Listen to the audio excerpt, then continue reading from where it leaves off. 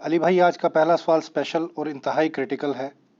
عموماً منکرین احادیث کی جانب سے یہ فتنہ اٹھایا جاتا ہے کہ سورۃ البقرہ کی آیت نمبر 254 اور دیگر متعدد آیات قرآنی میں اللہ تعالیٰ کے سامنے کسی بھی سفارش اور شفاعت کی نفی آئی ہے۔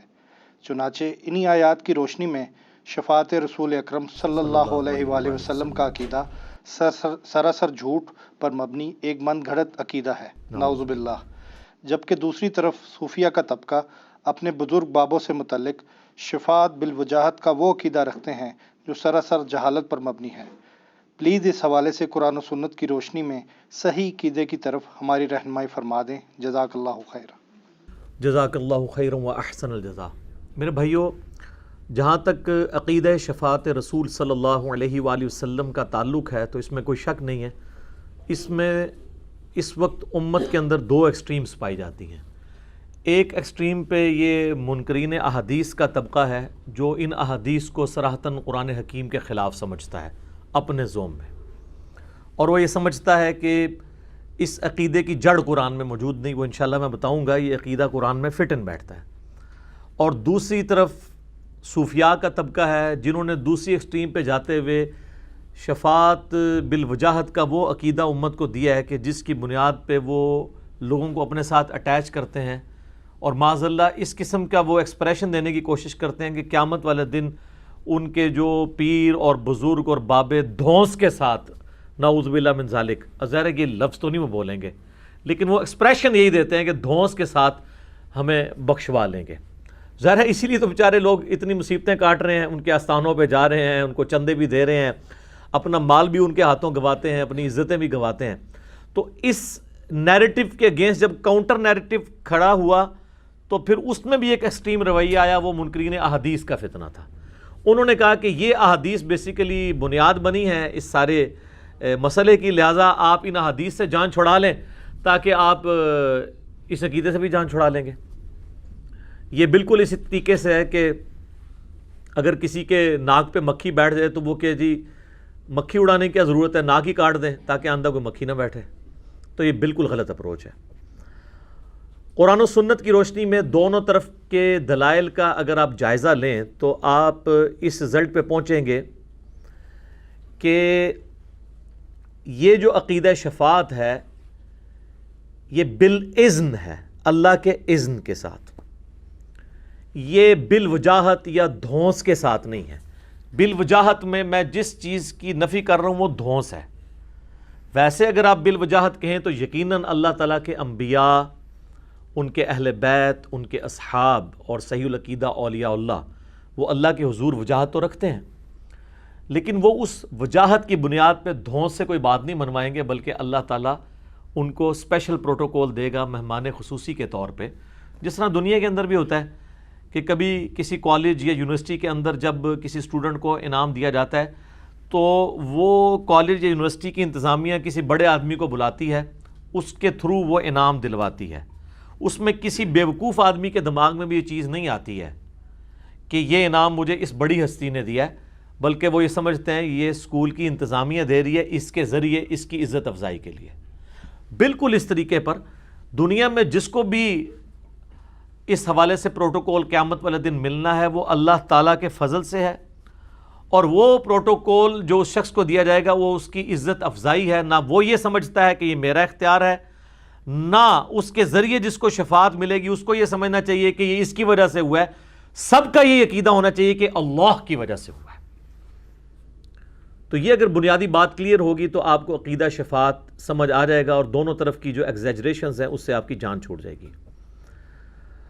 اس میں یہ بات بھی یاد رکھیے گا کہ نہ تو صرف کوئی شخص اپنے اعمال کے اوپر بھروسہ کر کے بیٹھ سکتا ہے، اور نہ کوئی شخص صرف اور صرف اللہ تعالیٰ کی رحمت یا شفاعت رسول صلی اللہ علیہ وآلہ وسلم کے اوپر بھروسہ کر کے بیٹھ سکتا ہے۔ یہ دونوں ایکسٹریم رویے ہیں۔ حق جو ہے وہ اس کے درمیان ہے کہ اعمال بھی کرنے ہیں اور اللہ کی رحمت اور اس کے محبوب صلی اللہ علیہ وآلہ وسلم کی شفاعت کی امید بھی رکھنی ہے۔ تو پھر اکثر کبھی دماغ میں یہ بھی سوال آ جاتا ہے کہ اگر اعمال ہی کرنے ہیں تو پھر رحمت کی یا شفاعت کی ضرورت کیوں پڑے گی؟ اس لیے کہ کوئی شخص یہ دعویٰ کر سکتا ہے کہ اس کا ہر عمل جو ہے پرفیکشن کے ساتھ ہے، کوئی نہیں دعویٰ کر سکتا. تو ہمارے جو اعمال کے اندر کوتاہی رہ جاتی ہے، کہیں پر خشوع خضوع کی کمی رہ جاتی ہے، کہیں پر ارکان کو ادا کرنے کی کمزوری رہ جاتی ہے، اس کی کمپنسیشن، اس کمزوری کا ازالہ اللہ کی رحمت اور اس کے محبوب صلی اللہ علیہ وآلہ وسلم کی شفاعت کے ذریعے ہوگا. اس کو سپورٹی وہ حدیث ہے جو صحیح بخاری اور صحیح مسلم دونوں میں موجود ہے. اللہ کے محبوب صلی اللہ علیہ وآلہ وسلم نے فرمایا کوئی شخص بھی محض اپنے اعمال کی بنیاد پر جنت میں داخل نہیں ہوگا. ایک صحابی نے بڑی جرت کر کے پوچھ لیا اے اللہ کے رسول آپ بھی؟ ہائے ہائے سر یہ آپ کے زمانے میں بات ہوتی تو 295C لگتی، کیونکہ آپ تو ہر چیز کو گستاخی بنا دیتے ہیں. اور صحابہ کو آپ دیکھیں نبی الاسلام نے کوئی بیریئر نہیں رکھا، وہ ڈائریکٹ کوسچن کر سکتے تھے اور اسے گستاخی نہیں سمجھا جاتا تھا. اور فائدہ کیا ہوا؟ آپ علیہ السلام نے عقیدہ کلیئر کر دیا. جب انہوں نے کہا یا رسول اللہ آپ بھی؟ آپ فرمایا ہاں میں بھی، جب تک میرے رب کی رحمت مجھے ڈھانپ نہ لے. الفاظ ذرا دیکھیں، میں بھی محض اپنے اعمال کی بنیاد پہ جنت میں نہیں جاؤں گا. تو اگر نبی علیہ السلام محض اعمال کی بنیاد پہ جنت میں نہیں جائیں گے تو کوئی اور شخص کیسے دعویٰ کر سکتا ہے کہ میں اللہ تعالیٰ کی رحمت سے یا نبی صلی اللہ علیہ وآلہ وسلم کی شفاعت سے اپنے آپ کو آزاد کروا لوں؟ ناٹ ایٹ آل، ایسے ہو نہیں سکتا. قرآن حکیم میں میرے بھائیوں جن آیات کے اندر شفاعت کی یا سفارش کی نفی آئی ہے کیٹاگوریکلی، وہ اس شفاعت کی نفی آئی ہے کہ جو شفاعت بغیر اعمال کے، بغیر اللہ کے احکامات کی پیروی کیے، صرف سفارش کے اوپر دھونس کے ساتھ کوئی شخص کسی کو بخشوا کے لے جائے. واقعی یہ والی شفاعت تو ہے ہی نہیں ہے. قرآن حکیم کی آیات اس کی مذمت کرتی ہیں، ایسی کوئی شفاعت ایگزسٹ نہیں کرتی. اور جن آیات کے اندر شفاعت کا اس بات آیا ہے کہ یہ شفاعت ہوگی، سفارش ہوگی، وہ ہے کہ وہ بھی اللہ کے اذن سے ہوگی، کسی کی دھونس کے ساتھ نہیں. اور اللہ تعالیٰ وہ اذن دے گا اپنے ان محبوب بندوں کو ان کی عزت افزائی کے لیے، چیف گیسٹ کے طور پر. اور وہ سب سے بڑے چیف گیسٹ ہمارے محبوب امام کائنات سید الاولین والآخرین شفیع المذنبین رحمت للعالمین سیدنا و مولانا امام اعظم محمد رسول اللہ صلی اللہ علیہ وآلہ وسلم کی مبارک ذات ہے. یہ محمد رسول اللہ کا پروٹوکول ہے صلی اللہ علیہ وآلہ وسلم. وہ قیامت کے دن کے مہمان خصوصی ہیں. اس پہ بخاری مسلم کی درجنوں احادیث ہیں، انشاءاللہ میں اس کو کور کروں گا. پہلے ہم قرآن سے اس مقدمے کو کلیئر کریں کہ قرآن حکیم میں عقیدہ شفاعت کی جڑ کہاں پہ موجود ہے. لوگ کہتے ہیں نا جی یہ کیسے ہو کہ ایک شخص نے نیک اعمال نہیں کیے، صرف ایمان لے کر آ گیا ہے اور اس کے اعمال کے اندر کمزوری ہے اور پھر بھی وہ بخشا جائے گا. اس کی جڑ کہاں ہے؟ اس کی جڑ قرآن حکیم میں ایک ہی صورت میں آنے والی 2 آیات کے اندر موجود ہے. سورۃ النساء کی آیت نمبر 48 اور آیت نمبر 116. اعوذ باللہ من الشیطان الرجیم، بسم اللہ الرحمن الرحیم. ان اللہ لا یغفر ان یشرک بہ، بے شک اللہ اس گناہ کو معاف نہیں کرے گا کبھی بھی کہ کوئی شخص دنیا سے اس حال میں گیا کہ وہ اللہ کے ساتھ شرک کرتا ہوا. وَيَغْفِرُ مَا دُونَ ذَلِكَ لِمَن يَشَاءُ، شرک کے سوا ہر گناہ اللہ تعالیٰ معاف کر دے گا جس کے لیے وہ چاہے گا. وَمَن يُشْرِكْ بِاللَّهِ فَقَدْ ضَلَّ ضَلَالًا بَعِيدًا، جو کوئی اللہ کے ساتھ شرک کرے وہ گمراہی میں جا پڑا، اور گمراہی میں بھی بڑی دور کی گمراہی میں جا پڑا. یہ میرے بھائیو یہ جو آیت 2 دفعہ ریپیٹ ہوئی ہے تھوڑے سے فرق کے ساتھ، سورہ نساء آیت نمبر 48 اور 116، اس میں جڑ موجود ہے کہ جس نے شرک نہ کیا ہوا اس کے نامہ اعمال میں کوئی بھی اور گناہ ہوا الٹیمیٹلی اللہ تعالیٰ اسے بخش دے گا. امید ہے، اوپن لیسنس نہیں ہے. تو اب اللہ تعالیٰ کو کوئی پوچھ سکتا ہے کہ یا اللہ اس نے شرک تو نہیں کیا تھا، اس نے فلاں گناہ کیا، یہ فلاں گناہ کبیرہ کا مرتکب تھا، جس طرح منکرین احادیث کرتے ہیں سورۃ البقرہ سے آیات پیش کر کے. اور یہ آپ کو پتہ ہے معتزلہ کا بھی عقیدہ تھا، وہ کہتے تھے جو گناہ کبیرہ کرنے والا ہے وہ ہمیشہ دوزخ میں رہے گا. اور وہ کہتے تھے قرآن میں آیا ہے کہ جو دوزخ میں جائے گا تو وہ کبھی نکالا نہیں جائے گا. ان کو یہ آیات بھول گئی تھی کہ اللہ تعالیٰ شرک کے سوا سارے گناہوں کو معاف کر دے گا تو دوزخ سے نکال کے ہی معاف کرے گا نا. اس کا ان کے پاس کوئی جواب نہیں ہے. اور اگر وہ کہتے ہیں کہ شرک کے سوا سارے گناہ معاف ہوں گے بغیر جہنم میں جائے ہوئے، پھر تو پورے کا پورا مقدمہ ہی الٹ جائے گا. یہ تو وہ بھی نہیں کہیں گے، وہ کہیں گے نہیں جہنم میں جانا لازمی ہے تاکہ ان گناہوں کا وبال وہ چکھے، اور وہی قرآن میں فٹ ان بیٹھتا ہے۔ ورنہ اگر آپ یہ کہیں گے کہ شرک کے سوا ہر گناہ معاف ہو جائے گا اور جہنم کا بھی پھیرا نہیں لگے گا، پھر تو پورے کا پورا مقدمہ آپ کے اپنے خلاف آ گیا، پھر تو ہم ون ون سچویشن میں دونوں طرف کھڑے ہوئے۔ تو یہ جڑ ہے کہ الٹیمیٹلی اس کو گناہوں سے پاک کر دیا جائے گا جہنم میں ڈال کے، اور وہ اپنی سزا بھگت کے لاکھوں سال بعد، کروڑوں سال بعد، وہ اللہ کو پتہ ہے۔ بولے اعوذ باللہ تعالی اللہم اجرنا من النار۔ الٹیمیٹلی توحید اتنی وزنی چیز ہے کہ وہ نکال لیا جائے گا، اور یہ ہے جڑ یہ آیت کہ شرک اگر نہیں کیا ہوا باقی سارے گناہ جہنم میں جھونکے جانے سے معاف ہو جائیں گے۔ اور قرآن حکیم میں اس کا اشارہ ایک اور جگہ بھی موجود ہے، سورۃ الفرقان کے اندر آیت نمبر 65 کے اندر، کہ اہل ایمان دعا کرتے ہیں والذین یقولون ربنا اصرف عنا عذاب جہنم، وہ کہتے ہیں اے رب ہمارے ہم سے جہنم کا عذاب دور کر دینا، آمین۔ انہا ساءت مستقرا و مقاما، بے شک جہنم ایک لمحے کے لیے بھی رہنے کے لیے بری جگہ ہے، اور ہمیشہ کے رہنے کے لیے بھی بری جگہ ہے۔ تو اس آیت میں اشارہ مل گیا کہ سارے لوگ جو جہنم میں جائیں گے نا، جس طرح منکرین احادیث کہتے ہیں کہ جو جہنم میں چلا گیا وہ نکالا ہی نہیں جائے گا، تو پھر یہ کیوں آیا کہ وہ ایک لمحے کے لیے بھی بری جگہ ہے اور ہمیشہ والی بھی؟ اس کا مطلب ہے کچھ ایسے ہوں گے جو ہمیشہ کے لیے ہوں گے، اور کچھ ایسے ہوں گے جو ہمیشہ کے لیے نہیں ہوں گے، ایک لمحے کے لیے یا چند ٹائم کے لیے۔ کروڑوں سال میں 100 سال ایک لمحہ ہی ہے نا، ہمارے اعتبار سے تو ایک لمحہ نہیں ہے، تو تھوڑے ٹائم پیریڈ کے بعد ان کو نکال لیا جائے گا، اور وہ نکالا جائے گا کیوں؟ ان اللہ لا یغفر ان یشرک بہ ویغفر ما دون ذلک لمن یشاء۔ منکرین احادیث سے جب بھی آپ بات کریں تو ڈاکٹرن پہ بات کیا کریں۔ ان کی عادت یہ ہے کہ آپ ان کا ایک مسئلہ حل کرتے ہیں دوسری طرف بھاگ جاتے ہیں۔ ان کو کہیں ایک اصول پہ کھڑے رہیں کہ آپ کا یہ اصول ہے معتزلہ والا کہ جو جہنم میں گیا وہ اب قیامت تک نہیں، ہمیشہ کے لیے جہنم میں جائے گا، تو آپ کا اصول تو ٹوٹ گیا، کیونکہ اللہ تعالیٰ کہہ رہا ہے ان اللہ لا یغفر ان یشرک بہ۔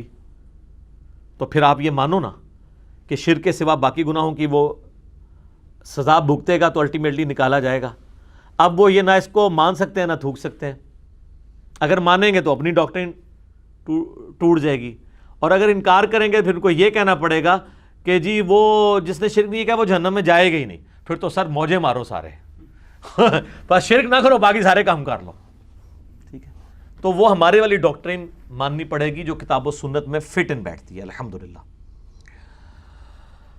اچھا، اب میرے بھائیو سورۃ البقرہ کی آیت نمبر 254 جس کا آپ نے حوالہ دیا، آیت الکرسی سے پچھلی آیت، یہ قرآن حکیم میں مختلف انداز میں یہ آیت ریپیٹ ہوئی ہے، سورۃ البقرہ میں 2 دفعہ آئی ہے، اور آیت الکرسی پارہ نمبر 3 میں پہلے ہی پیج کے اوپر یہ آیت بڑی شان کے ساتھ آئی ہے۔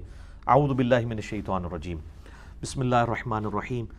یا ایہا الذین آمنوا انفقوا مما رزقناکم من قبل ان یأتی یوم لا بیع فیہ، اے اہل ایمان اللہ کی راہ میں اس کے دیے ہوئے رزق میں سے خرچ کر لو اس دن سے پہلے کہ جب قیامت والا دن یعنی جب آ جائے گا تو کوئی تم سے مال قبول نہیں کیا جائے گا، رشوت نہیں اللہ تعالیٰ لے گا، ولا خلۃ، نہ کسی کی کوئی دوستی کام آئے گی، ولا شفاعت، نہ کسی کی شفاعت کام آئے گی۔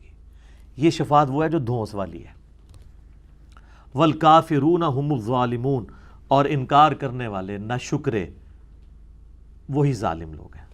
پاکستان میں کافر کہہ دیا لوگ کہتے ہیں ساڈے واسطے آیت ہے ہی نہیں، یہ تو ہندوؤں واسطے ہے۔ کفر چاہے کوئی عمل سے کرے چاہے عقیدے سے کرے، اس پہ فٹ ہوتی ہے بات۔ البتہ اس سے اگلی آیت جو ہے آیت الکرسی، اس میں اللہ تعالیٰ نے کنزیکٹو، اس میں تو شفاعت کی کیٹاگوریکل نفی کی، اور اس کے اگلی آیت کے اندر ایک ایکسیپشن بیان کر دی، من ذا الذی یشفع عندہ الا باذنہ، کون ہے جو اللہ کے حضور کسی کی شفاعت کر سکے ہاں اس کے اذن کے ساتھ۔ دنیا میں سفارش کیوں کی جاتی ہے؟ کسی کو پکڑ کے تھانے میں لے گئے تو بڑا آدمی جاتا ہے، وہ کہتا ہے جی آپ کو غلط فہمی ہوئی ہے، بہت شریف آدمی ہے، میں اسے جانتا ہوں، آپ میری سفارش اس کے حق میں قبول کر لیں، میں اس کی گارنٹی دیتا ہوں۔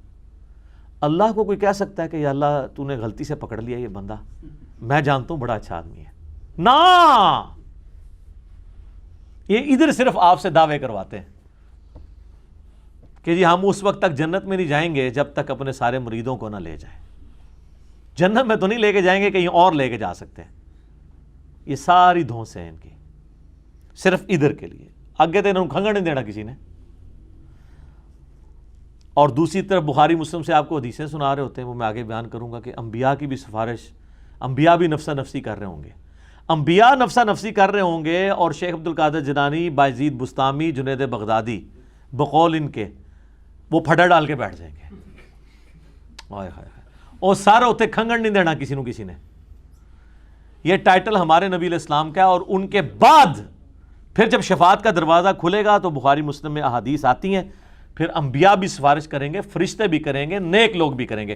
نیک لوگ وہ جنہوں نے اللہ کی عبادت کروائی ہوگی, اپنی نہیں. وہ حدیثیں میں انشاءاللہ بیان بھی بعد میں کر دوں گا. تو اس آیت کے اندر 255 آیت الکرسی کے اندر اس کیٹاگوریکل ڈینائی میں ایک ایکسیپشن آ گئی کہ اللہ کے اذن کے ساتھ کر سکتا ہے, اور وہی شفاعت ہے جس کا ثبوت موجود ہے. سورۃ النبا کی آیت نمبر 37 کے اندر, یہ پارہ نمبر 30 میں جو پہلی سورت ہے, رب السماوات والارض وما بینہما, وہی رب ہے آسمانوں اور زمین کا اور جو کچھ اس کے درمیان ہے. الرحمن لا یملکون منہ خطابا, رحمان وہ ہے کہ کسی کی جرت نہیں کہ اس کے سامنے کوئی کلام بھی کر جائے. یہ ادھر ہی کہتے ہیں جناب وہ پھڑا پا لیں گے, اللہ کہہ رہا ہے جرت نہیں کسی کی بول جائے. یوم یقوم الروح والملائکۃ صفا, اس دن تو حالت یہ ہوگی کہ سارے فرشتے اور روح قدس جبرائیل بھی صف باندھ کے اللہ کے سامنے کھڑے ہوں گے. ہائے ہائے, لا یتکلمون, کلام کی بھی جرت نہیں ہوگی ان کی. جبرائیل کی جرت نہیں ہوگی اور بایزید کی ہوگی. اپنی عقل کا ماتم کریں, اس وشفل تھنکنگ میں آپ اپنی زندگی گزارتے رہیں. پھر میں نے یہ بتایا تھا اسی چیپٹر میں لکھا ہوا ہے کہ بایزید بستامی کہتے تھے جب ان سے لوگ پوچھتے تھے بتائیں قیامت والے دن لوگ آپ کے جھنڈے کے نیچے ہوں گے یا محمد صلی اللہ علیہ وآلہ وسلم کے جھنڈے کے نیچے ہوں گے, تو وہ کہتے تھے میں قسمیہ کہتا ہوں کہ محمد اور تمام نبی اور پوری مخلوق میرے جھنڈے کے نیچے ہوگی. اور اس کے آگے تعویل کی ہے مصنف نے, عطار صاحب نے. عطار صاحب کہتے ہیں اس سے کوئی گستاخی نہ سمجھے, اور کی نہیں سمجھے بھی گستاخی.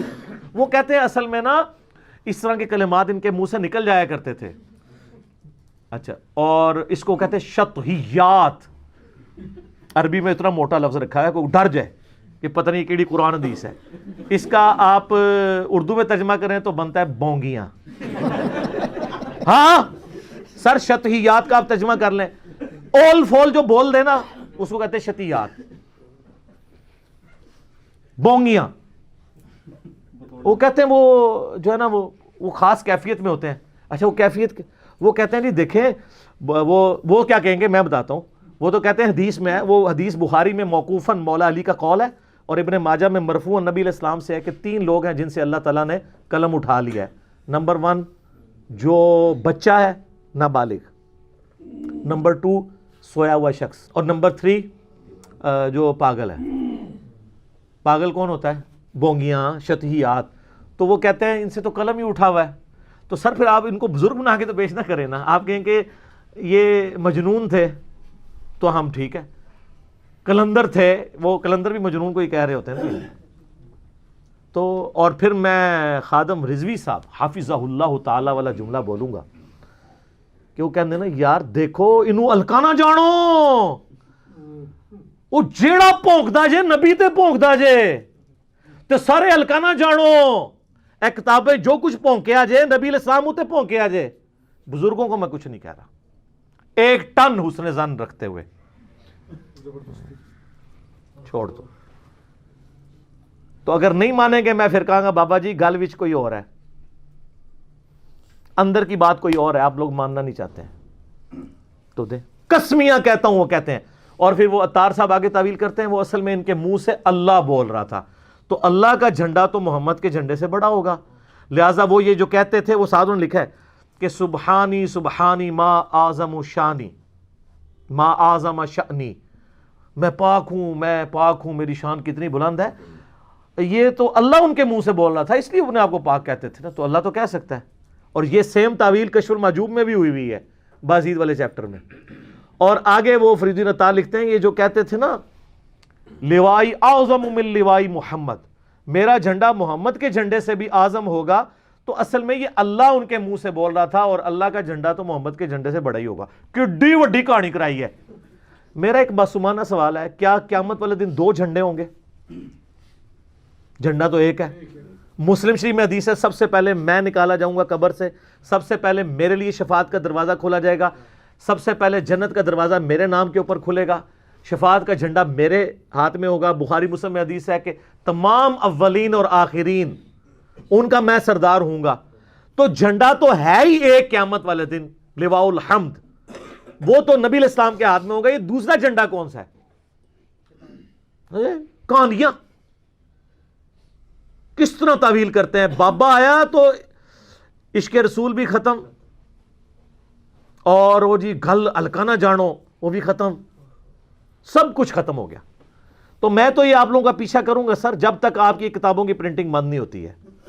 میں آپ کی عوام کو یہ بات بتاؤں گا، اس لیے بتا رہا ہوں کہ مجھے خود انہی باتوں نے، جو آپ ہمیں کہانیاں کراتے تھے نا کہ باقی سارے گستاخ رسول ہیں، میں نے جو بریلویت کا بند توڑا ہے نا، 31 سال تک میں پیدائشی بریلوی تھا، تو میں اب اگر اس بند کو توڑ کے آیا ہوں نا، تو پھر گستاخیاں چاہے دیوبندیوں کی ہوں، بریلویوں کی ہوں، اہل حدیث کی ہوں، شیعہ کی ہوں، سب کو ایک نظر سے دیکھیں گے ہم۔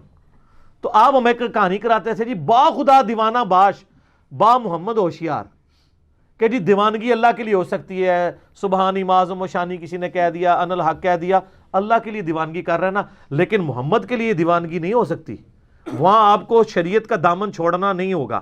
تو یہ سب کچھ تو نبی علیہ السلام کے ساتھ آپ لوگ کر رہے ہیں، لوائی اعظم من لوائی محمد نبی علیہ السلام کے ساتھ کر رہے ہیں نا۔ اب آپ شتیہات کا سہارا کس طرح لیں گے؟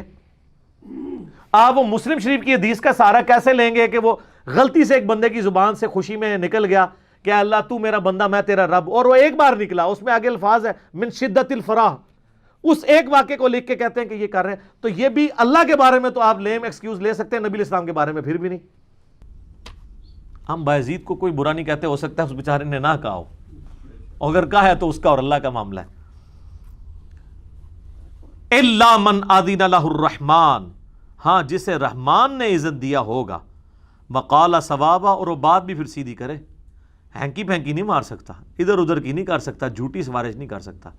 تو اس سے بھی پتہ چلا کہ کوئی تو ایک ہے ایسا جس کو رحمان نے اذن دیا ہوا ہے، ورنہ بار بار اذن کا ذکر نہ ہوتا، ہمیشہ کیٹاگوریکل ڈینائل ہوتا، مطلقاً ڈینائل نہیں آیا، اگر آیا تو ساتھ ایکسیپشن بھی بار بار آئی۔ اس کے علاوہ بھی کئی ایک آیات ہیں۔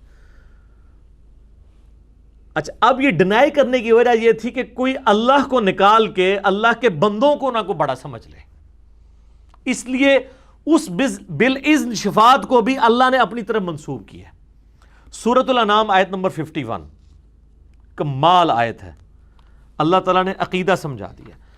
وَأَنذِرْ بِهِ الَّذِينَ يَخَافُونَ أَن يُحْشَرُوا إِلَىٰ رَبِّهِمْ، اے نبی اس قرآن کے ذریعے ان لوگوں کو ڈر سنائیے جو خوف رکھتے ہیں اس بات سے کہ انہیں اللہ کے حضور پیش ہونا ہے قیامت کے دن۔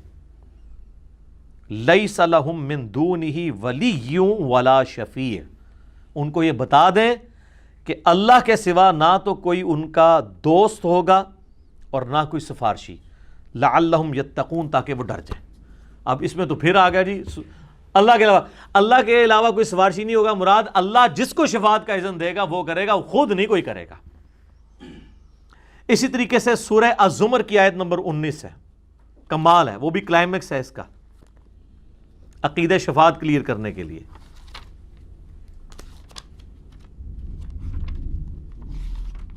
جناب قرآن پڑھیں گے تو ان کو پتا چلے گا نا عقیدہ کیا ہے۔ افمن حق علیہ کلمۃ العذاب، اے نبی بھلا جس کے حق میں عذاب کا حکم اللہ کی طرف سے ہو چکا ہے، افانت تنقذ من فی النار، کیا تم اسے بچا لو گے دوزخ میں جانے سے؟ او اس سے بڑی بات کون سی کرے تمہارا رب تم سے؟ تم بابوں کو لے کے بیٹھے ہوئے ہو۔ رسول اللہ کو کہا جا رہا ہے سورہ الزمر آیت نمبر 19، اے نبی جس کو اللہ آگ میں پھینک دے کیا تم اسے نکال لو گے آگ سے؟ تو حضور کو تو کہنا چاہیے ہاں میں نکال لوں گا، کیونکہ میرے امتی کہتے ہیں کہ خدا کا پکڑا چھڑائے محمد، اور محمد کا پکڑا چھڑا کوئی نہیں سکتا۔ سب کہانیاں 2007 کی بات ہے اور مجھے ڈیٹ بھی یاد ہے، 22 مارچ 2007. یہ اب چل رہی ہے جولائی 2020، آلموسٹ 13 سال پہلے کی بات.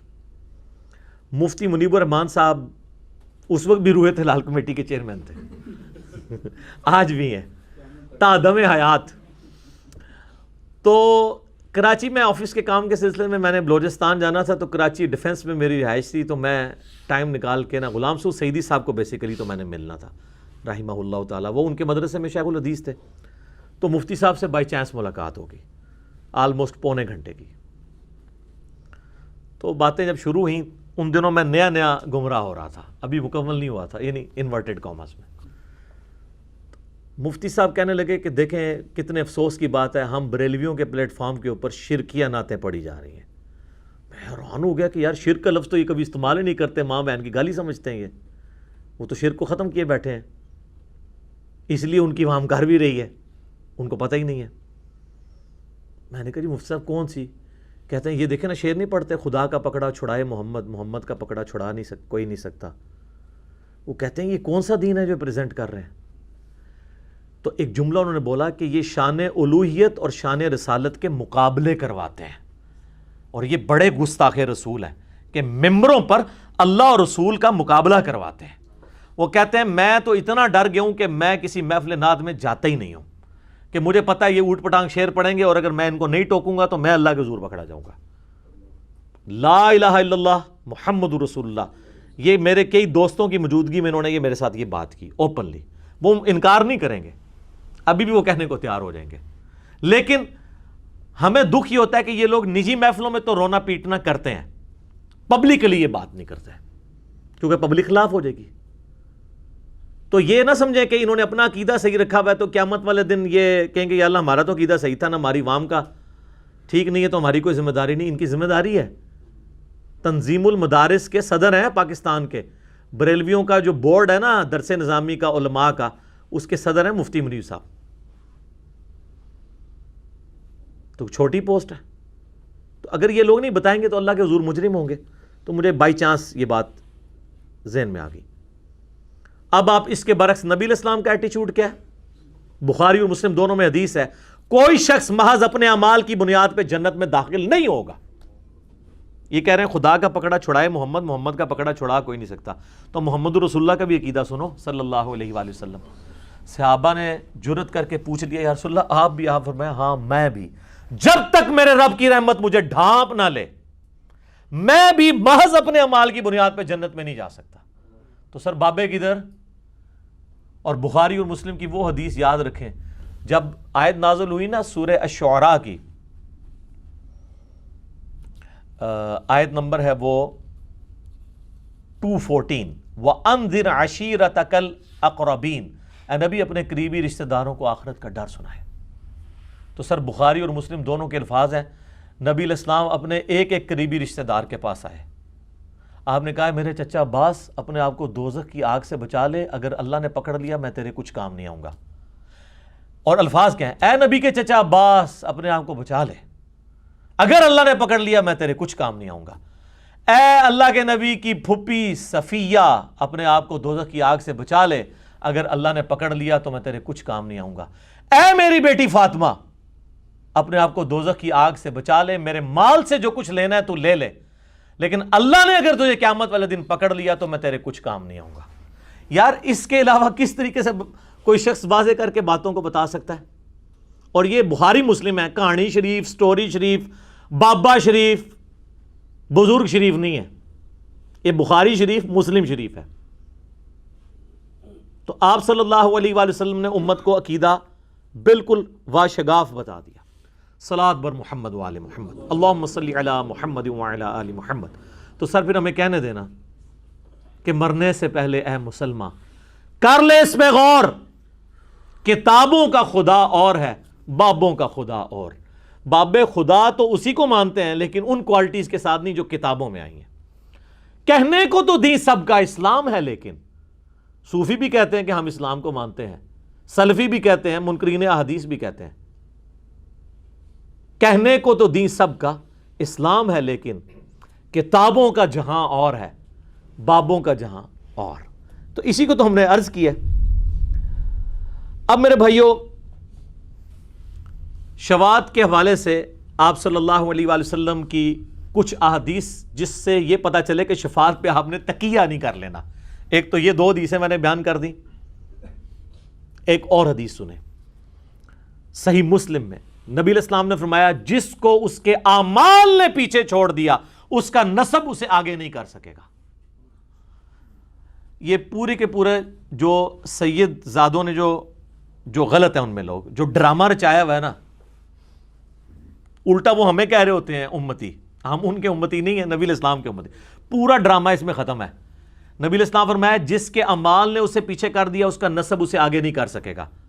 تو سید فخر کس پہ کرتے ہیں؟ رسول اللہ کے نسب پہ. اور حضور فرما رہے ہیں، یہ مسلم شریف سے کہانی شریف نہیں، جس کو اس کے اعمال نے پیچھے چھوڑ دیا اس کا نسب اسے آگے نہیں لا سکے گا. تو سر وہ سیدہ فاطمہ کو یہی تو کہا. تو سیدہ فاطمہ کو نسبت نے بھی فائدہ دیا، اعمال نے بھی. ہم اس ایکسٹریم پہ نہیں ہیں، ہم کہتے ہیں نسبت فائدے والی چیز ہے، لیکن اعمال کے بعد سیدہ فاطمہ نے پروف کیا ہے کہ وہ جنتی عورتوں کی سردار ہیں. وہ بخاری مسلم میں جو فضیلت ان کے لیے آئی ہے نا، انہوں نے اپنے اعمال سے بھی پروف کیا ہے. ان کو صرف نسبت نے کام نہیں دیا، اعمال نے بھی دیا. سیدنا حسن و حسین کو صرف نسبت نے کام نہیں دیا کہ وہ جنتی نوجوانوں کے سردار بن گئے ہیں، اعمال نے بھی.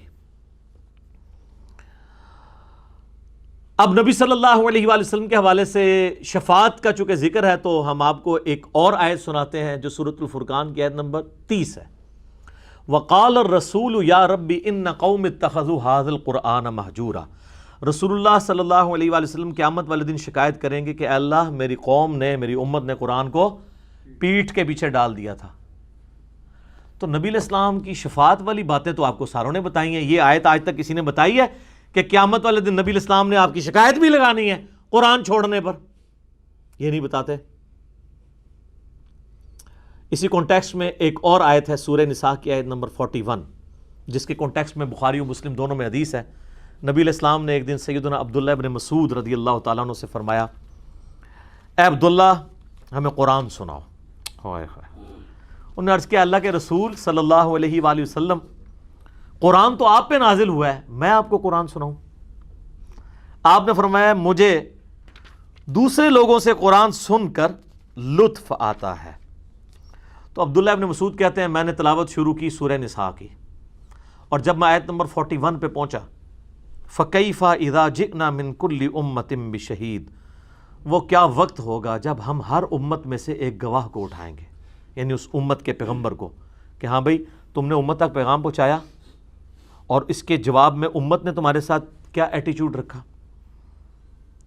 وَجِئْنَا بِكَ عَلَىٰ هَٰؤُلَاءِ شَهِيدًا، اور آپ صلی اللہ علیہ وآلہ وسلم کو ہم آپ کی امت کے خلاف اٹھائیں گے. تو نبی علیہ السلام نے کہا بس ابن مسعود بس. ابن مسعود کہتے ہیں میں نے جب نگاہ اٹھا کے دیکھا تو حضور کی مبارک آنکھوں سے آنسو روا تھے اور آپ کی داڑھی تر ہو چکی تھی کہ مجھے اپنی امت کے خلاف گواہی دینی ہے. سر یہ آیات بھی تو ہیں، آپ کو تو بتایا گیا ہے شفاعت رسول ہونی ہے، شکایت رسول والی آیات کوئی نہیں آپ کو بتائے گی. سورۃ الفرقان آیت نمبر 30 اور سورہ النساء آیت نمبر 41 اور بھی کئی آیات ہیں. یہ میں نے ماڈل کے طور پہ پیش کی. صحیح مسلم میں حدیث ہے نبی علیہ السلام ایک دن بڑے غمگین بیٹھے ہوئے تھے تو حضرت جبرائیل آ گئے. اللہ نے بھیجا کہ جاؤ ہمارے نبی سے پوچھو کیوں غمگین ہے، حالانکہ اللہ جانتا ہے. کہا یا رسول اللہ آپ کیوں پریشان ہیں؟ تو نبی علیہ السلام نے کہا کہ سورہ ابراہیم کی آیت پڑھی کہ ابراہیم علیہ السلام کہیں گے، ان کی تو دنیا میں انہوں نے اپنے عقیدے کا اظہار کر دیا کہ اے اللہ جو ایمان لے آئے وہ میرے، جو نہیں لے کے آئے وہ تیرے، تو جانے اور تیرا معاملہ. پھر سورہ المائدہ کی آیت تلاوت کی. حضرت عیسیٰ علیہ السلام کہیں گے اے اللہ یہ تیرے بندے ہیں، چاہے تو ان کو معاف کر دے چاہے ان کو پکڑ لے. اور پھر حضور نے کہا کہ اے اللہ میں یہ نہیں کہتا جو ابراہیم اور عیسیٰ نے کہا، میں کہتا ہوں اے اللہ میری امت میری امت میری امت. تو پھر حضرت جبرائیل نے کہا کہ اللہ تعالیٰ نے مجھے پیغام دے کے بھیجا ہے کہ میرے نبی کو کہو کہ ہم آپ کو آپ کی امت کے معاملے میں کبھی بھی رسوا نہیں ہونے دیں گے. اس کا اشارتاً ذکر قرآن میں بھی ہے وَلَسَوْفَ يُعْطِيكَ رَبُّكَ فَتَرْضَىٰ. اے نبی عنقریب ہم آپ کو اتنا دیں گے کہ آپ اپنے رب سے راضی ہو جائیں گے. صلاۃ بر محمد وآل محمد، اللہم صلی علی محمد وعلی آل محمد. بخاری اور مسلم دونوں میں حدیث ہے، نبی علیہ السلام نے فرمایا 5 ایسی چیزیں ہیں جو میرے سوا کسی اور نبی کے حصے میں نہیں آئی۔ نمبر 1، 1 مہینے کی مسافت سے اللہ نے میرا روب ڈال دیا ہے کافروں پر۔ نمبر 2، میرے لیے پوری زمین کو مسجد بنا دیا کہ میرے امتی جہاں چاہیں وہ نماز پڑھ سکتے ہیں، پہلے ایسا نہیں تھا۔ نمبر 3، میرے لیے مال غنیمت کو حلال کر دیا، اگلوں کے لیے نہیں تھا۔ نمبر 4، مجھے اللہ تعالیٰ نے شفاعت کا اذن دیا۔ اور نمبر 5، مجھے پوری انسانیت کے لیے پیغمبر بنا کے بھیجا۔ تو اس میں بھی شفاعت کا ذکر موجود ہے۔ صحیح مسلم میں ایک حدیث ہے، نبی علیہ السلام نے فرمایا کہ میں نے اللہ کے حضور 3 بار دعا کی اجازت مانگی، اجازت ملی تو میں نے تینوں دفعہ یہی دعا کی، اے اللہ میری امت کو بخش دے، اے اللہ میری امت کو بخش دے۔ 2 بار کی اور تیسری دعا میں نے قیامت کے دن کے لیے رکھی ہوئی ہے۔ اور وہ دن وہ ہوگا جس دن ابراہیم علیہ السلام بھی میری طرف متوجہ ہوں گے۔ اس حدیث میں الفاظ ہیں مسلم کے، اسی کو اعلیٰ حضرت نے شعر میں کہا ہے نا، وہ جہنم میں گرا ان سے جو مستغنا ہوا، بلکہ اردو میں مستغنی لفظ ٹھیک ہے، وہ جہنم میں گرا ان سے جو مستغنی ہوا، ہے خلیل اللہ کو حاجت رسول اللہ کی۔ جو کہنا مجھے رسول اللہ کی حاجت نہیں، ان کی شفاعت کی ضرورت نہیں، وہ جہنم میں جائے گا۔ خلیل اللہ کو جب حاجت ہے تو اور تو سب کو ہوگی، ان سے بڑا تو کسی کا مرتبہ نہیں نبی علیہ السلام کے بعد۔ 5 اولو العزم پیغمبر ہے نا، سیدنا نوح علیہ السلام، نبی علیہ السلام کے بعد ابراہیم علیہ السلام، اور پھر نوح علیہ السلام، موسیٰ علیہ السلام اور عیسیٰ علیہ السلام، 5 اولو العزم پیغمبر۔ ان کا ذکر سورۃ الاحزاب کے اندر موجود ہے، سورہ شورا کے اندر، کہ یہ 5 اولو العزم پیغمبر ہیں۔ صحیح بخاری اور صحیح مسلم میں یہ مشہور حدیث جو میں نے کئی دفعہ بیان کی ہے کہ اللہ تعالیٰ نے ہر نبی کو کوئی نہ کوئی مقبول دعا دی تھی جو اس نے اس دنیا میں کر لی، اور میں نے اپنی دعا اپنی امت کے لیے سنبھال کے رکھی ہے۔ میری اس دعا سے میرے ہر امتی کو نفع پہنچے گا سوائے اس شخص کے جس نے اللہ کے ساتھ کسی قسم کا شرک کیا ہوا۔ مشرک کے لیے شفاعت نہیں ہے، موحد کے لیے۔ صحیح مسلم میں ایک اور حدیث ہے، ابن مسعود کہتے ہیں کہ شب معراج نبی علیہ السلام کو 3 تحفے ملے۔ نمبر 1، 5 نمازوں کا، نمبر 2، سورۃ البقرہ کی آخری 2 آیات، اور نمبر 3، جو شرک نہیں کرے گا اس کی مغفرت کر دی جائے گی۔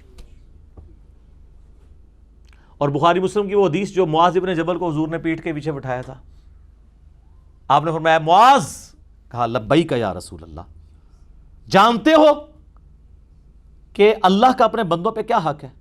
کہا اللہ اور اس کا رسول بہتر جانتے ہیں۔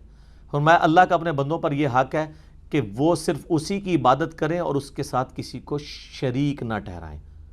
صرف عقیدہ توحید نہیں، پریکٹیکلی عبادت بھی کر کے بتائیں۔ پھر سواری تھوڑے آگے گئی تو پھر آپ نے کہا معاذ لبیک یا رسول اللہ، جانتے ہو جو شخص یہ کر لے اس بندے کا اللہ پر کیا حق ہے؟ ہوئے ہوئے کہا اللہ اور اس کا رسول بہتر جانتے ہیں۔ فرمایا ایسے بندے کا حق ہے کہ اللہ تعالیٰ اسے عذاب نہ دے اور جنت میں داخل کرتے ہیں۔ سبحان اللہ وبحمدہ سبحان اللہ العظیم۔ صحیح مسلم میں حدیث ہے، قیامت کے دن میں اولاد آدم کا سردار ہوں، سب سے پہلے مجھے قبر سے نکالا جائے گا، سب سے پہلے میری سفارش قبول ہوگی اور سب سے پہلے سفارش کروں گا بھی میں۔ مسلم شریف میں ایک اور حدیث ہے، سب سے پہلے جنت کے دروازے پر میں دستک دوں گا، پوچھا جائے گا کون، تو میں کہوں گا محمد صلی اللہ علیہ وسلم۔ وہ فرشتہ عرض کرے گا کہ مجھے حکم بھی یہ ہے کہ میں آپ کے سوا کسی اور کے لیے جنت کا دروازہ نہ کھولوں جب تک آپ جنت میں داخل نہ ہو جائے۔ صلاۃ بر محمد و آل محمد، اللہم صلی علی محمد و علی آل محمد۔ یہ ساری حدیثیں بخاری مسلم کی ہیں الحمدللہ۔ ایک وہ حدیث ہے جو ڈیٹیل کے ساتھ بخاری اور مسلم دونوں میں آئی ہے، اس کے کئی ایک طرق آئے ہیں۔ شفاعت والے چیپٹر میں صحیح مسلم میں 77 احادیث ہیں۔ کتنی؟ 77 انٹرنیشنل نمبر کے مطابق 457 سے 533 شروع میں 77 احادیث مسلم شریف میں، بخاری میں بھی ہے، مسلم میں 77 حدیث ہیں، اور بخاری میں بھی یہ حدیث موجود ہیں، ان میں سے کئی ایک، اور کمبائنڈ فارم میں آپ کو مشکات میں 46 احادیث کمبائنڈ فارم میں بخاری مسلم کی مل جائیں گی انٹرنیشنل نمبر کے مطابق 5566 سے لے کر 5611 تک۔ جس میں وہ تفصیلی حدیث ہے جو سورہ بنی اسرائیل کی آیت نمبر 79 کے کانٹیکس میں ہے، عَسَىٰ أَن يَبْعَثَكَ رَبُّكَ مَقَامًا مَحْمُودًا، قریب ہے اے نبی صلی اللہ علیہ وآلہ وسلم آپ کا رب آپ کو اس مقام پر فائز کرے گا جہاں ہر کوئی آپ کی تعریف کرے گا۔ مقام محمود تعریف کیا گیا، حمد کیا گیا۔ اس آیت کے کانٹیکسٹ میں امام بخاری بھی حدیث لے کے آئے، امام مسلم بھی، وہ جو آپ نے بچپن سے سنی ہے کہ قیامت والے دن سب کے سب لوگ کسی سفارشی کی تلاش میں نکلیں گے، بلکہ اس کا آغاز بھی ہوتا ہے کہ حضور علیہ السلام بکری میں دست کا گوشت تناول فرما رہے تھے، اور آپ نے فرمایا جانتے ہو میں سید الاولین والآخرین ہوں، جتنے گزر چکے اور جتنے قیامت تک آئیں گے میں ان کا قیامت والے دن سردار اور ان کا خطیب ہوں اللہ کی بارگاہ میں، سب کی طرف سے میں پیش ہوں گا۔ پھر آپ نے کہا کہ سنو قیامت کا دن اتنا سختی والا دن ہوگا، کوئی شخص اپنے پسینے میں ڈبکیاں جو ہے وہ سر تک کھا رہا ہوگا، کوئی سینے تک، کوئی گھٹنوں تک، کوئی ٹخنوں تک، کافی عرصہ اسی طرح گزرے گا۔ پھر لوگ کہیں گے ہم کوئی سفارشی نہ تلاش کریں۔ اچھا کسی کی جرت نہیں ہو رہی ہوگی کہ اللہ سے بات کرے، کیوں؟ لمن الملک اليوم للہ الواحد القہار، سورہ غافر میں جو آتا ہے، سورہ المومن میں، آج کس کی بادشاہت ہے؟ اس اکیلے کی جو سب پہ چھایا ہوا ہے۔ جب اس کا نام ہی القہار ہے تو کس نے نیڑے لگنا ہے؟ تو سب لوگ کہیں گے ہم آدم کے پاس کیوں نہ چلیں جو ہمارے جد امجد ہیں، جن کو اللہ نے اپنے مبارک ہاتھوں سے جیسا کہ اس کی شان کے لائق پیدا کیا۔ تو کہیں گے حضرت آدم سے جا کے ان کی تعریفیں بیان کریں گے، اے آدم آپ تو پہلے انسان ہیں دنیا پہ، آپ کو اللہ نے اپنے مبارک ہاتھوں سے بنایا، فرشتوں سے آپ کو سجدہ کروایا، تو آج آپ اللہ کے حضور ہماری سفارش نہیں کرتے؟ وہ کہیں گے کہ آج مجھے اپنی غلطی یاد آ رہی ہے کہ مجھے اللہ نے منع کیا تھا، حالانکہ وہ غلطی معاف ہو چکی بھی ہے۔ یہ ہے اللہ کے نیک بندوں کی نشانی۔ اور جو بدماش بندے ہوتے ہیں نا، ان کی نشانی یہ ہوتی ہے کہ ہم جنت میں اس وقت تک نہیں جائیں گے جب تک آپ کو بھی نہ لے جائیں۔ یہ بدماشوں کی نشانی ہوتی ہے۔ نیک وہ ہوتے ہیں کہ جن کی غلطیاں معاف بھی ہوئی ہوں نا، پھر وہ کہتے ہیں کہ آج اللہ تعالیٰ غصے میں ہے کہ پرانا کھاتے ہی نہ کھل جائے، اور بابے نو کھنگڑ نہیں دینا کسی نے، تسی کہہ رہے ہو بابے آئے کر لیں گے، تو پھر ہم کیوں نہ کہا کریں کہ مرنے سے پہلے اے مسلمان کر لے اس پہ غور، کتابوں کا خدا اور ہے، بابوں کا خدا اور، وہ پتہ نہیں کس خدا کو مانے میں ہے، اس خدا کو اس طرح مانے جو نبیوں نے آپ کو تعارف کروایا ہے۔ حضرت آدم کہیں گے تم نوح کے پاس جاؤ، اور حضرت آدم نوح علیہ السلام کی تعریف بیان کریں گے کہ وہ آدم ثانی ہیں، اور یہ لوگ آئیں گے کہیں گے کہ آپ کو اللہ تعالیٰ نے حضرت آدم علیہ السلام کے بعد آپ کے ذریعے نسل انسانی چلائی، آپ آدم ثانی ہیں، آپ انبیاء کے جد ہیں اس اعتبار سے کہ سب آپ کی اولاد میں پیدا ہوئے، تو آج آپ سفارش نہیں کرتے؟ وہ کہیں گے کہ میں نے اپنے کافر بیٹے کے لیے شفاعت کی دعا کی تھی، مجھے آج ڈر ہے کہ آج اللہ تعالیٰ اس بات پہ میری پکڑ نہ کر لے، حالانکہ اس کی بھی معافی ہو چکی بھی ہے۔ وہ کہیں گے اس طرح کرو تم ابراہیم کے پاس چلے جاؤ، ابراہیم علیہ السلام کے پاس جائیں گے، کہیں گے آپ تو جد الانبیاء ہیں، خلیل اللہ ہیں، اللہ کے بیسٹ فرینڈ، آپ کی تو تعریف میں قرآن کی آیات ہیں۔ سر ابراہیم سے اوپر کون ہو سکتا ہے؟ ہمارے نبی علیہ السلام کو قرآن میں کہا گیا کہ آپ ابراہیم کی ملت کی پیروی کریں۔ ابراہیم علیہ السلام کہیں گے کہ مجھے آج اپنی غلطی یاد آ رہی ہے، دنیا میں مجھے 3 دفعہ توریتاً جھوٹ بولنا پڑا تھا، یا آپ توریہ کہہ لیں، تو آج تو مجھے وہ غلطی یاد آ رہی ہے کہ کہیں اللہ تعالیٰ میری پکڑ نہ کر لے۔ تو 3 مواقع پہ بولنا پڑا۔ ایک بار انہوں نے اپنی بیوی کو بادشاہ کے غضب سے بچانے کے لیے کہہ دیا یہ میری بہن ہے، اور دل میں یہ سوچا کہ اسلام کے رشتے میں۔ اسی طریقے سے جب قوم جا رہی تھی وہ میلے کے اوپر، تو انہوں نے توریہ کیا ستاروں کی طرف دیکھ کے اور کہا کہ میں بیمار ہوں، ٹھیک ہے۔ اور تیسری دفعہ جب انہوں نے بت توڑ دیے تھے، انہوں نے کہا اس کے بڑے نے کیا ہوگا، اور اشارہ دل میں اپنی طرف تھا۔ اس طرح کا توریہ کرنا جائز ہے، تقیہ کہہ لیں اسے، توریہ کہہ لیں۔ بہرحال اللہ کے نیک بندے تو ڈرتے ہیں۔ تم جاؤ موسیٰ کے پاس، وہ کلیم اللہ ہیں، اور موسیٰ علیہ السلام تو انہوں پتہ ہے ایکسٹروورٹ بھی نے، انہوں نے اللہ نال بڑی فریکنس بھی ہے، وہ تو اللہ نے یہ بھی کہتے نہیں اللہ میں تمہیں ویکھنا ہے، کسی اور پیغمبر نے ضرورت نہیں کی ہے، ذرا وہ ایکسٹروورٹ تھے نا۔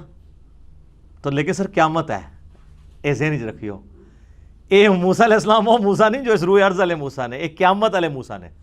موسیٰ علیہ السلام کہیں گے کہ آج تو مجھے اپنی غلطی یاد آ رہی ہے، مجھ سے ایک بندہ مر گیا تھا، وہ قبطی کو جو مارا تھا، قرآن میں آتا ہے، تو مجھے تو ڈر ہے اللہ تعالیٰ مجھے پکڑ ہی نہ لے اس بات کے اوپر. ٹھیک ہے, تو تم عیسیٰ ابن مریم کے پاس جاؤ, اللہ کی روح ہے, سارے حضرت عیسیٰ کے پاس آئیں گے. عیسیٰ ابن مریم کہیں گے کہ نہیں, آج میں اس کا اہل نہیں ہوں کہ میں سفارش کر سکوں. ویسے ترمذی میں اس کا ایک ٹکڑا ملتا ہے, کمزور ہے لیکن وہ فٹ ان بیٹھتا ہے قرآن میں. وہ کہیں گے کہ آج مجھے اپنا ڈر ہے کہ مجھے تو لوگوں نے خدا مان لیا تھا. تو سر سورۃ المائدہ کے آخری رکوع میں نہیں آتا, اللہ تعالیٰ پوچھے گا نہیں اے عیسیٰ تو نے لوگوں سے کہا تھا کہ تجھے اور تیری ماں کو الہ ٹھہرا لیا جائے؟ کہیں گے یا اللہ میری کیا ضرورت تھی کہ میں وہ کہتا جس کا میں اہل ہی نہیں ہوں. اور وہ کیا دردناک گفتگو ہے, یوٹیوب پہ میری چڑھی ہوئی ہے گفتگو. تو کہیں گے آج ایک شخص ہے جس کو اللہ تعالیٰ نے امن دیا ہے اور جس کی اگلی اور پچھلی خطائیں اللہ نے معاف کر دی ہیں, تم محمد رسول اللہ کے پاس جاؤ صلی اللہ علیہ وآلہ وسلم. حضور کہتے ہیں سب کے سب میرے پاس آئیں گے, میں اللہ کے حضور سجدہ کروں گا, جب تک اللہ چاہے گا میں سجدے میں رہوں گا. پھر میں سجدے سر اٹھاؤں گا, مجھے اللہ اپنے حمد کے ایسے کلمات سکھائے گا جو ان کلمات کے ساتھ میں اللہ کی طرف متوجہ ہوں گا جو آج مجھے نہیں پتا. اسی یار یہ سارا پلان تو اللہ کر رہا ہے, کلمات بھی اللہ سکھا رہا ہے کہ یہ پڑھو تو میرا غصہ ٹھنڈا ہوگا, پھر شفاعت کا دروازہ کھلے گا اور پھر نبی علیہ السلام شفاعت کرنا شروع کریں گے. اور پھر بخاری مسلم میں آتا ہے کہ جب ونس نبی علیہ السلام کی شفاعت کا دروازہ آپ کے ہاتھوں پہ کھلے گا, پھر انبیاء بھی, فرشتے بھی, اولیاء اللہ بھی شفاعت کریں گے. حتیٰ کہ بخاری مسلم کے الفاظ ہیں کہ آپ علیہ السلام نے فرمایا کہ میں بار بار اللہ کی اجازت سے جاتا رہوں گا, اللہ تعالیٰ ہر دفعہ میرے لیے ایک تعداد مقرر کرے گا. الٹیمیٹلی جب میں آخری دفعہ جاؤں گا تو دروغے جہنم مالک مجھے کہیں گے اب آپ کا کوئی امتی دوزخ میں نہیں سوائے اس کے کہ جسے قرآن نے روک لیا ہے. اور قرآن نے کس کو روک لیا ہے؟ انہ من یشرک باللہ فقد حرم اللہ علیہ الجنہ ومأواہ النار وما للظالمین من انصار. مشرک کے لیے جنت حرام ہے, موحد کے لیے جنت ہے. صحیح مسلم میں حدیث ہے, نبی علیہ السلام کا ایک غلام تھا ربیہ, آپ کو وضو کرواتا تھا. ایک دن سمندری راہ میں جوش میں فرمایا سل ربیہ مانگ کیا مانگتا ہے؟ وہ بھی تیاری کر کے بیٹھا, اس نے کہا یا رسول اللہ جنت میں آپ کا پڑوس مانگتا ہوں. آپ فرمایا کچھ اور مانگ لیں, انہوں نے کہا نا یا رسول اللہ یہی. فرمایا پھر کثرت سجود سے میری مدد کر, یعنی تو اللہ کی عبادت کر, صرف میرے اوپر نہ بیٹھ, میری شفاعت سے تو جنت میں پڑوس مل جائے گا. اس پہ میں کہتا ہوں رابعہ کا عقیدہ نہ رکھیں, ربیہ کا عقیدہ رکھیں. رابعہ تو کہتی تھی نا میں جہنم کو پانی سے بجھا دوں اور دوزخ کو آگ لگا دوں. مولا علی علیہ السلام کی طرف یہ جھوٹ منسوب کیا ہوا ہے, بالکل غلط, نعوذ باللہ. جامعہ ترمذی میں حدیث ہے انس ابن مالک جنہوں نے 10 سال حضور کو وضو کروایا ہے, بخاری مسلم میں آتا ہے, کہتے ہیں یا رسول اللہ میں قیامت والے دن آپ کو تلاش کہاں کروں, میں آپ سے اپنے حق میں شفاعت کروانا چاہتا ہوں, آپ میری شفاعت کریں گے؟ حضور نے فرمایا ہاں. تو یا رسول اللہ کہاں تلاش کروں؟ انشور کیا, ایڈریس بھی دسو. فرمایا پولیس رات پہ آ جانا. یا رسول اللہ اگر وہاں نہ ہوئے؟ فرمایا میزان عمل پہ آ جانا. یا رسول اللہ وہاں پہ بھی نہ ہوئے؟ فرمایا حوض کوثر پہ آ جانا. ساری جگہ اپنے امتیوں کو میں اکوموڈیٹ کر رہا ہوں. کہا اگر حوض کوثر پہ بھی نہ ہوئے؟ فرمایا نہیں, ان 3 جگہوں میں کسی ایک جگہ تمہیں مل جاؤں گا. تو نبی علیہ السلام میزان عمل پہ سفارش کر رہے ہوں گے اور حوض کوثر پہ کر رہے ہوں گے, پولیس رات پہ کر رہے ہوں گے. رب سلم امتی صلاۃ بر محمد وآل محمد اللہم صلی علی محمد وعلی آل محمد. بخاری مسلم میں حدیث ہے کہ اللہ کے بعض نیک بندے ایسے ہیں کہ اللہ پہ کسی بات کی قسم ڈال دینا, اللہ تعالیٰ ان کی وہ قسم پوری کر دیتا ہے. حتیٰ کہ صحیح مسلم میں 4 حدیثیں اویسے کرنی کے بارے میں, اس میں اویسے کرنی کے لیے بھی ذکر ہے کہ یہ بھی ان بندوں میں سے ایک ہے, اس کی شفاعت سے بھی لوگ جنت میں جائیں گے. بخاری مسلم میں ایک حدیث ہے, ایک شخص حاضر ہوا یا رسول اللہ قیامت کب آئے گی؟ آپ فرمایا قیامت کے لیے کوئی تیاری کی ہے؟ کہ یا رسول اللہ میں کوئی زیادہ نوافل تو نہیں پڑھتا, بس پورا فرائض پورے کرتا ہوں, البتہ میں اللہ اور اس کے رسول سے محبت کرتا ہوں. تو آپ نے فرمایا پھر اللہ اور اس کا رسول تمہارے ساتھ ہوں گے. انس ابن مالک کے الفاظ ہیں اس حدیث میں کہ واللہ ایمان لانے کے بعد رسول اللہ کے کسی فرمان سے ہمیں وہ خوشی نہیں ملی جو اس فرمان سے ملی کہ جو اللہ اور اس کے رسول سے محبت کرتا ہے قیامت والے دن اللہ اور اس کا رسول اس کے ساتھ ہوں گے. پھر بخاری مسلم میں الفاظ ہیں, انس ابن مالک کہتے ہیں اے اللہ میں تجھ سے محبت کرتا ہوں, رسول اللہ سے محبت کرتا ہوں, ابو بکر سے محبت کرتا ہوں, عمر سے محبت کرتا ہوں. گو میرے اعمال ابو بکر اور عمر والے اور رسول اللہ والے نہیں ہیں, لیکن پھر بھی میں امید کرتا ہوں کہ مجھے تو قیامت والے دن رسول اللہ کا، ابو بکر اور عمر کا ساتھ نصیب فرما۔ ہم بھی اللہ کے حضور دعا کرتے ہیں کہ اللہ تعالی ہمیں قیامت والے دن شیخین کا، خلفائے راشدین کا، اہل بیت کا اور نبی صلی اللہ علیہ وآلہ وسلم کا ساتھ نصیب فرمائے، آمین ثم آمین۔ صحیح مسلم میں حدیث ہے کہ جس کے جنازے میں 40 ایسے بندے شریک ہوں جو شرک نہ کرتے ہوں تو اللہ تعالیٰ ان کی شفاعت قبول کر لے گا۔ تو عام بندوں کی بھی شفاعت قبول ہو جاتی ہے لیکن مشرک نہ ہو، اور وہ جس کا پڑھ رہے ہیں وہ بھی مشرک نہ ہو، وہ پہلی شرط ہے، ٹھیک ہے، وہ تو ڈیٹم لیول ہے۔ باقی جو سورہ نساء کی آیت نمبر 64 ہے نا، وَلَوْ أَنَّهُمْ إِذْ ظَلَمُوا أَنفُسَهُمْ جَاءُوكَ، کہ جنہوں نے اپنی جانوں پر ظلم کیا وہ رسول اللہ کے پاس حاضر ہوتے، رسول اللہ ان کے لیے شفاعت کرتے۔ یہ منافقین کے لیے نازل ہوئی تھی، لوگ اسے ایکسٹراپولیٹ کرتے ہیں قیامت تک کے لیے۔ اس کے اوپر میں نے الگ سے ایک لیکچر ریکارڈ کروا دیا ہے، اور وہ ہے وسیلے کے نام پر دھوکہ۔ وہ علیحدہ سے ایک ٹاپک ہے، میں آج شفاعت میں اسے ڈسکس نہیں کر رہا، ورنہ لوگ کہیں گے یہ شفاعت والی تو مین آیت آپ نے چھوڑ دی ہے۔ سر یہ آیت اس پورے لیکچر کے برابر تھی، وہ علیحدہ سے میں ریکارڈ کروا چکا ہوں، ہم انشاءاللہ اپنی ویڈیو کے نیچے اس کا لنک بھی دے دیں گے۔ وسیلے کے نام پر دھوکہ، وسیلے کو ہم مانتے ہیں لیکن وہ جو دھوکہ آپ دے رہے ہیں نا، وہ سارے دھوکے میں نے اس میں ذکر کیے، میں اس کو آج سکپ کرتا ہوں۔ جامعہ ترمذی اور سنن ابن ماجہ میں حدیث ہے، نبی علیہ السلام نے فرمایا کہ میرے پاس اللہ کا ایک قاصد آیا، اس نے کہا یا رسول اللہ، یا تو آپ اپنی آدھی امت بخشوا لیں یا شفاعت کا اذن لے لیں، آپشن ہے۔ تو حضور نے کہا کہ میں نے اللہ تعالیٰ سے شفاعت کا اذن لے لیا، کیونکہ نبی صلی اللہ علیہ وسلم اللہ تعالیٰ کے مزاج کو سمجھتے ہیں کہ آدھی تو پہلے ہی مانا ہوا ہے، تو شفاعت کا اذن لے لوں تو آدھی سے زیادہ بخشوا سکتا ہوں، بالکل۔ جامعہ ترمذی میں، سنن ابن ماجہ میں حدیث ہے کہ میری شفاعت میرے امت کے گناہ کبیرہ کرنے والے لوگوں کے لیے بھی ہے، گناہ کبیرہ کرنے والوں کے لیے بھی۔ بخاری مسلم میں حدیث ہے، نبی علیہ السلام فرمایا کہ جنتیوں کا نصف میری امت سے ہوگا، اور جامعہ ترمذی اور ابن ماجہ میں حدیث ہے جنتیوں کی 120 میں سے 80 صفیں میری امت سے ہوں گی، یعنی نصف سے بھی تھوڑا کراس کر کے۔ اللہم اجعلنا منہم، اللہم اجعلنا منہم، اللہم اجعلنا منہم، اللہم انا نسألک جنت الفردوس مع النبیین والصدیقین والشہداء والصالحین، آمین ثم آمین۔ صحیح مسلم میں حدیث ہے، یہ اب میں آخر میں آپ کو وظیفے بتانے لگا ہوں جو جنت تک پہنچنے والے، کہ جو شخص اذان کا جواب دے، اس کے بعد درود شریف پڑھے اور الوسیلہ والی دعا مانگے، قیامت والے دن میری شفاعت اس کے حق میں حلال ہو جائے گی۔ یعنی وہی کلمات رپیٹ کرے اذان والے، اس کے بعد ایک دفعہ درود شریف اور پھر الوسیلہ والی دعا جو بخاری میں آئی ہے، اللہم رب هذه الدعوة التامة والصلاة القائمة آت محمدا الوسیلة والفضیلة وابعثه مقاما محمودا الذی وعدتہ، اتنے الفاظ ہیں۔ اور سنن الکبریٰ البیہقی میں آگے الفاظ ہیں انک لا تخلف المیعاد، باقی جو ہے نا وہ علماء نے کہانیاں جوڑی ہوئی ہیں۔ تو بخاری مسلم دونوں میں، لیکن مسلم میں ڈیٹیل ہے یہ حدیث۔ صحیح مسلم میں ایک اور حدیث ہے، نبی علیہ السلام نے فرمایا جو مدینے کے مصائب پر، تکالیف پر صبر کرے گا اور مدینے سے باہر نہیں نکلے گا، قیامت والے دن میں اس کا سفارشی بنوں گا۔